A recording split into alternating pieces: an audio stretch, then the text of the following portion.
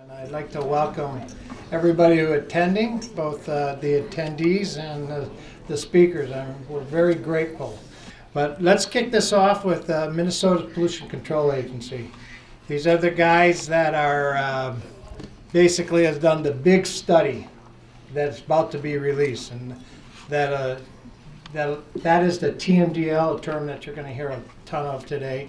I did give you a little cheat sheet. There's a glossary over there so that you can translate to English some of the terms and acronyms that they'll use almost on a continuous basis. So we're lucky to have anybody here from the Minnesota Pollution Control Agency. They're all testifying in front of the down at the legislature. So it's been a real running battle. But Bob Finley has showed up, and he's the Southeast Regional Manager. He's just going to have a couple of introductory remarks. So, Bob.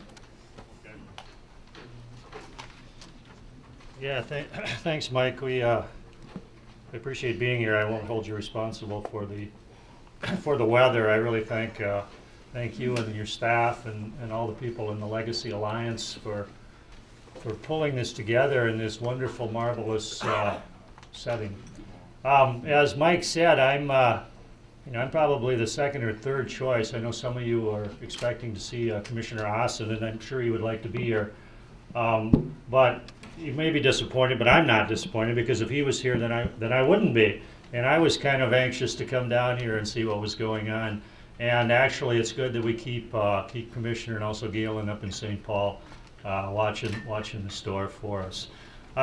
We're talking today, thinking big about the Great River and Lake Pepin, and I think that's just a wonderful image. I think a lot about the complexity and the difficulty of the Lake Pepin TMDL study, the South Metro Mississippi, the Minnesota River, and I'm always reminded of something I believe Einstein said decades ago about complex problems that we face in society, and he said that the complex problems we face cannot be solved by the same level of thinking that created them.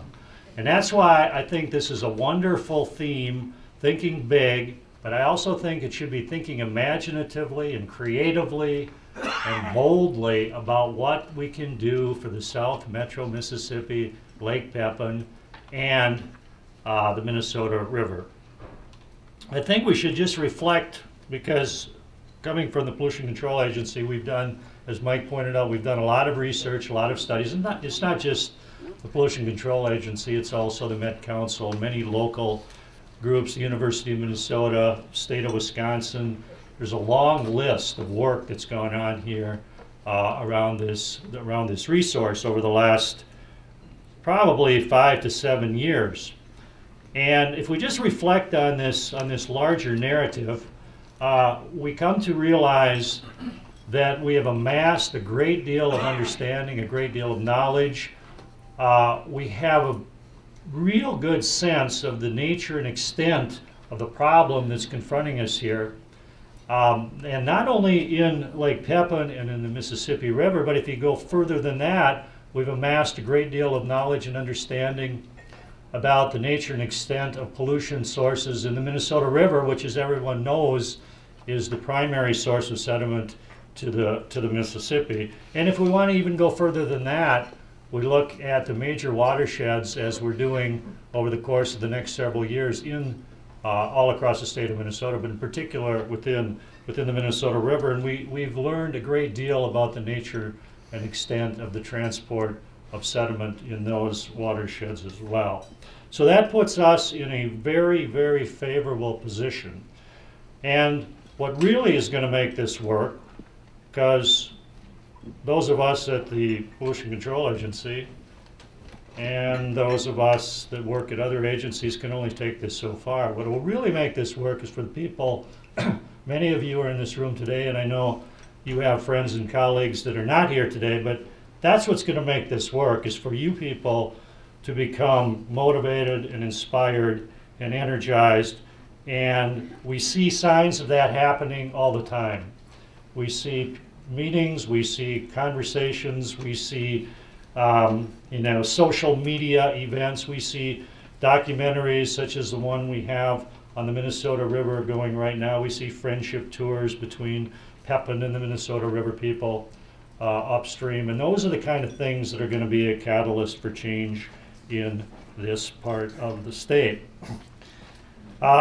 So, excuse me, today we have an impressive lineup of subject material and people that are knowledgeable and experienced. Our next speaker just mentioned to me that he's been looking or studying or working on the Chesapeake Bay for 26 years.